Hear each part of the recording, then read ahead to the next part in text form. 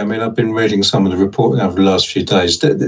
You're not going to get, I suppose, sort of outright forcible statements against Trump and against Netanyahu in the same way as you've had from, say, Pedro Sanchez, the Spanish Prime Minister. But from what I'm reading in the reporting, you're getting lots of a sense that Gulf officials are briefing aggressively to journalists that they don't like this. And you can well understand why.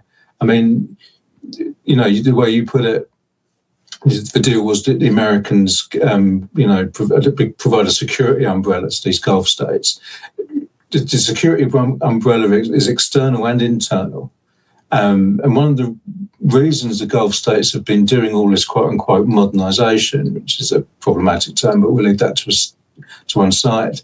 The reason they've been trying to change their economies, diversify their economies, is to help the regime stay in power, keep the public happy, diversify the economy, liberalise socially, if not politically, to keep the people happy and help the regime stay in power. Now, this is doing enormous damage to the Gulf's viability in terms of the economic model they've been trying to develop over the last 10, 15 years, becoming global hubs, becoming more interconnected, attracting tourism, stuff like that. The Americans have undermined that. The Americans have undermined the Gulf monarchs' economic survival strategy just as much as they've undermined their external security by starting this war. You know, you could argue pretty convincingly that, yeah, of course, it's the Iranians who are attacking the Gulf states, but the Iranians are attacking them as a predictable consequence of this American and Israeli act of aggression.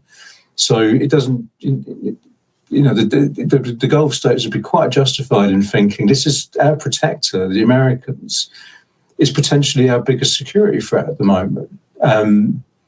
And yeah, you can sense the frustration. The quote you put up there from the Qatari energy minister is a sign of that. But there's a lot more of that sort of thing in the reporting from anonymous officials saying how concerned they are. And your book from 2018, Anglo-Arabia, and Why Gulf Wealth Matters to Britain, I mean, it was specifically on the relationship between Britain and the Gulf states.